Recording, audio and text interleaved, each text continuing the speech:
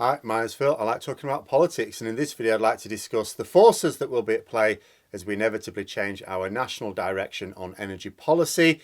This is an opportunity to actually accelerate the net zero objective, but oh dear, we've got Conservative Party in government and their associated influence will inevitably have other ideas which could actually make the system no better environmentally, but just with the focus of enriching their own greedy interests. But first, if you'd like to be notified of daily news and politics, please subscribe to the channel and click the bell notification icon. So, in order to counter Putin's aggression, the Western world is taking the long but stable path of economic sanctions. These sanctions have surprised some with just how comprehensive they are, but there was always a major vulnerability in the plan. The sanctions are not going to work terribly well if you just tinker around the edges. It had to hit Russia's economy hard. Now it is doing, but realistically, it's only possible to have major long-term impact if Russia has much more difficulty in selling its main exports. Its main exports are fossil fuels in one form or another.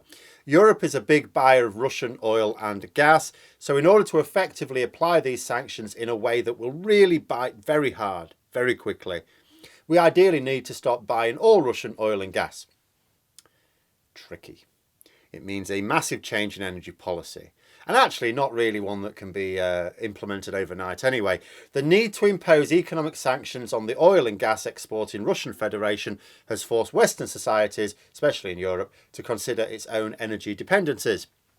Now this can be good or bad, depending on the prevailing argument.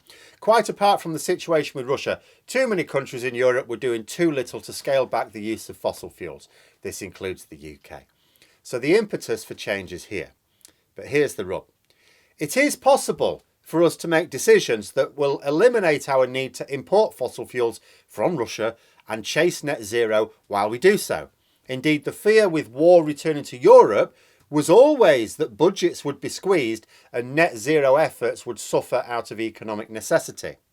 A short-sighted view, because what's economics if we can't live anymore?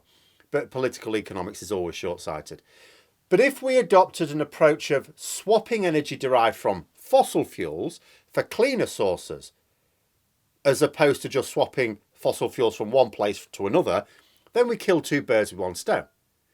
However, it is also possible to come to a completely different conclusion and end up with a change in energy policy that could be as bad or maybe even worse from an environmental point of view. It would not even long-term reduce our desire for Russian fuel exports. For the purpose of this exercise, we can consider three main groups. The first group are calling for more of our energy to be produced from, say, nuclear or renewables. The second group are calling for fracking to be put back on the table. And the third group just want net zero collapsing altogether. So quickly, what are the main issues with each group? So the first group, wanting more production from nuclear and or renewables, would be pushing for faster compliance with net zero. Nuclear fission power has its problems, but it is clean energy in terms of the main environmental threats to our species. It would be very handy if we could just put a lot more money into developing nuclear fusion. But we have what we have at the moment. Now, the groups calling for this do not have a lot of crossover with the government. This is where we have a problem. In Parliament on Wednesday, Labour's Ed Miliband asked about removing the effective moratorium on new onshore wind turbines. I mean, we have a very windy nation. Scotland has basically won the game on emissions because it's mostly empty, plenty of room to stick turbines, and it harnesses a lot of wind power. Well, it is windy in other parts of Britain as well, especially when the Tories are in town. But no, Kwasi Kwarteng, the government minister, did not respond to the request at all. Didn't say anything. Ever since David Cameron came to power in 2010, the Conservatives have been reducing the level of renewable energy schemes in operation. I actually remember at the time I was teaching, amongst other things, environmental science in 2010. And one of the modules I'd be teaching was about wind and solar power, you know, like solar panels on roofs of houses. And part of it would be an exercise in looking at the cost, the practical costs, and the subsidies that were available and so on, and working out the cost benefit over time of people installing these things. And then from 2010, every year of Tory government from then, I had to keep changing the module because the subsidies were disappearing. It was knackering my entire module. We stopped encouraging the use of solar panels on rooftops. We scaled back our ambitions for wind power. Yes, they cannot cover all of our energy needs anyway. It's not like we can just use those. But they can be a much larger part of the equation than we are allowing them to be. Then there's the second group, fracking. They're banging on about fracking again. Now, the reason for this should be obvious, and if not, I'll give you a clue. Those calling for it are Conservatives. Yeah, that's right. It's because it will be profitable for their mates, which means also for them because they're lobbying on their behalf. However, it will not actually yield much energy. Put it this way, Boris Johnson was happy to explain that we are only reliant on Russian gas for 3% of our energy needs. Now, if we were to go big on fracking, wouldn't even cover that. It's an environmentally unsound way of getting a piss poor amount of energy. It's both damaging and ineffective, and as a result, I fear that the government will want to pursue it. I also fear that it will be sold on the notion that it will reduce people's energy bills. In no world will it do this. But Miliband also asked Kwarteng to confirm that the ban on fracking would remain, and the minister refused to answer that question as well. Now, refusing to answer a simple question in Parliament does not prove that they intend to take the unpopular route of it, in this case restarting fracking, but it does mean they are very seriously considering it.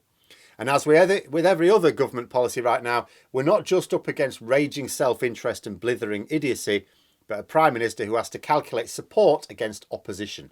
I cannot imagine that there are any Tory MPs who would feel strongly enough against fracking that they would threaten Johnson's position if he gave it the green light. But I can sense some Tory MPs with pound signs in their eyes threatening to weaken his position if he does not. Boris Johnson has promised an energy independence plan in Parliament a few days ago. That can only be a veiled hint of more UK-based source of energy. Because after all, how do you interpret energy independence? Oh, we'll do it ourselves. Now, what could that be? Well, as I've already said, the government refused to be drawn on the idea of expanding renewables, so it can only mean getting ready to try and reboot fracking.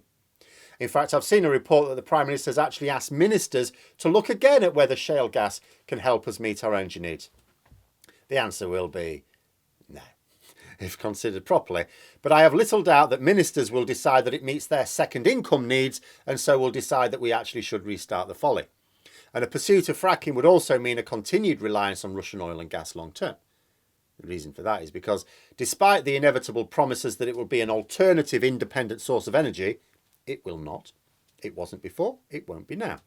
The benefits of fracking are always shown to be massively inflated when the results become apparent. Moving to an attempt to replace Russian gas and oil with the gas and shale oil from fracking will mean we adopt essentially the same means of sourcing energy.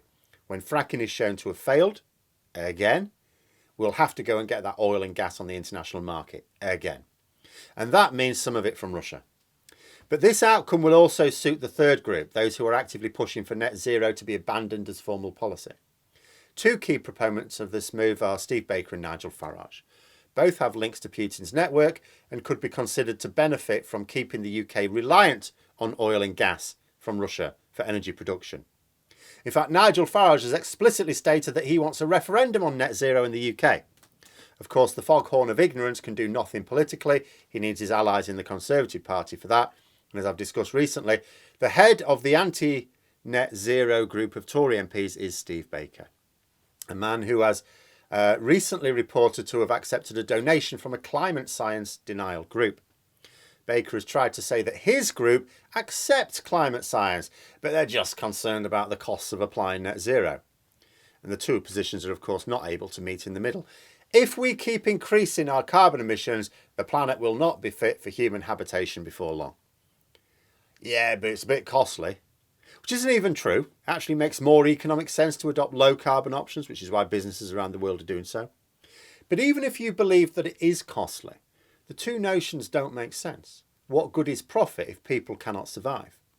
But like I say, it doesn't make economic sense. And we can see now why it doesn't make economic sense. What's going on right now? The cost of fuel's going through the roof. So why does it make sense to increase our reliance on fuel sources for our energy? Besides, it's not like we have to work hard trying to work out whether Steve Baker accepts climate science or not. It's not like we have to think, well, does he or doesn't he? He accepted a donation from climate science deniers. It's really all there is to it. And some may feel, well, hang on a minute though. Public opinion is now fully seized of the need to reduce emissions and that net zero is vital for our future survival. I mean, when I was growing up in the 80s, you still had all this, oh, scientists are divided on it. No, they weren't. They were never divided on it.